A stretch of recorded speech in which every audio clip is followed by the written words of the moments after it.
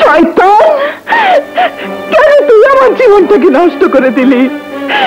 কেন তুই আমাকে সংসারের সুখ থেকে বঞ্চিত করলি? আমি তোর কাছে কি অন্যায় করেছিলাম? অন্যায় বুঝি না, তোকে নষ্ট করার জন্য টাকা পেয়েছি তাই নষ্ট করে দিলাম। আর যা টাকা খেয়েছি তার সাথে তো বেইমানি করতে পারি না। আমার এত বড় সর্বনাশ করার জন্য কে তোকে টাকা দিয়েছে? সেটা তো তোকে বলবো না। টাকা নেই কাজ করি, কে দিল কেন দিল সে খবর কাউকে দেই না, কারণ গুন্ডা বদমাইশদের একটা ধর্ম আছে। তোর ধর্মে কি দয়া, মায়া, বিবেক বলতে কিছুই নেই? যে টাকার জন্য তুই আমার ইজ্জত নষ্ট করলি, সেই টাকা পেলে কি তুই তোর বোনের ইজ্জত নষ্ট করতে পারবি? তোর এই প্রশ্নের জবাব আমার কাছে পাবি না, কারণ আমার কোনো বোন টোন নেই, পৃথিবীর কোনো মেয়ের সাথে আমার কোনো সম্পর্ক নেই, আমি একা। মিথ্যে কথা। তোর মাও তো একজন মেয়ে মানুষ, যার সঙ্গে তোর নারীর সম্পর্ক, যে তোকে 10 মাস 10 দিন পেটে ধরেছে, তাকে তুই অস্বীকার করিস? খবরদার আমার মায়ের কথা আমার সামনে উচ্চারণ করবি না, আমি মা মানি না। আমার মাকে যদি একবার সামনে পেতাম তাহলে কেটে টুকরো টুকরো করে ফেলতাম। আরে আমার জন্মটা যদি তোদের মতো ভালোই হতো তাহলে কি সামান্য টাকার গোলাম হয়ে তোকে নষ্ট করতে পারতাম? পারতাম না। আসলে আমার জন্মটাই পাপ, তাই পাপ করতে আমার বিবেকে বাধে না।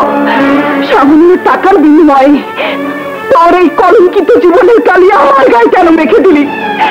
আমি তোকে টাকা দিয়ে ঢেকে দেবো, পারবি তুই আমার ইজ্জত ফেরত দিতে? পারবি? এই কথাটা আগে বললে আমি তোর ক্ষতি করতাম না, সত্যি করতাম না, কিন্তু আফসোস এতগুলো টাকার অফার পেয়েও আমি তোর ইজ্জত ফেরত দিতে পারছি না। তা ফেরত দিতে পারবি না, তা নিলি কেন? আমার এই কলঙ্ক নিয়ে আমি এখন কোথায় যাবো? সমাজে কি করে মুখ দেখাবো? ভাবি দরজা খুলো, ভাবি ভাবি ভাবি। হ্যাঁ, তোদের সমাজে তোমার অসতীদের স্থান নেই। শোন, তোকে একটা সত্য কথা বলে যাই, তুই অসতী না, তোকে যা কিছু করেছি ধর্ম অনুযায়ী বিয়ে করে করেছিস। রাজ, তোমার চারজনের কারণে আমার ভেতরে প্রতিহিংসার আগুন নিভে গেছে। ভাবি, আজকের এই অভিশপ্ত রাতের সব কলঙ্ককে আগামী সকালের সূর্য সব ধুয়ে মুছে দিবে। যা হবার হয়ে গেছে, এর জন্য দুঃখ করো না। এই বাড়ির বউ হয়ে এসেছো, বউ হয়ে থাকবে। ছোটবেলায় মাকে হারিয়েছি, কিন্তু তোমাকে হারাতে চাই না।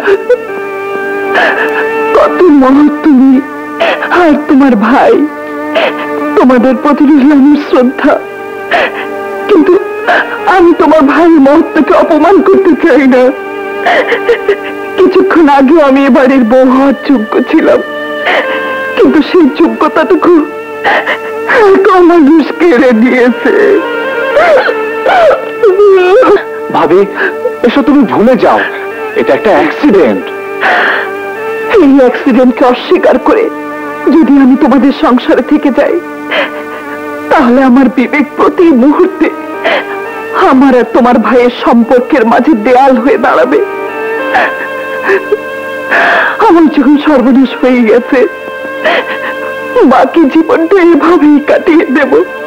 তুই পাগল হয়েছিস, এমন কথা বলতে পারিস? ওরা যখন ব্যাপারটা মেনে নিয়েছে তখন এই সুযোগটা হাতছাড়া করলি কেন? নিয়ে সামান্য একটা ব্যাপার মনে রেখে নিজের ভবিষ্যৎ নষ্ট করার কোনো মানে হয়? এই মডার্ন সোসাইটিতে এ ধরনের ঘটনা কোনো ব্যাপারই নয়। এটাকে মনে রেখে কান্নাকাটি করাটাও আজকাল সুলভ হয় না। রাইট ইউ আর। মিনা, তুই আর অমত করিস না, আমি ওদেরকে আবার ডাকি, তুই এটা করে নে। ইয়েস মিনা, তুমি যদি চাও তাহলে এই অঘটনটাকে ধামাচাপা দিয়ে তোমাকে আরো বড় ফ্যামিলিতে বিয়ে দিতে পারবো, তা নইলে আমরা সোসাইটিতে মুখ দেখাতে পারবো না। কেন? কি বলবে আপনার সোসাইটির বড় লোকেরা? আমি অসতী, নষ্ট? না, আমি অসতী নই। আমার জীবনে যে সর্বনাশ হয়ে গেছে, মনে রাখবেন তার সাথে রয়েছে ধর্মের শপথ।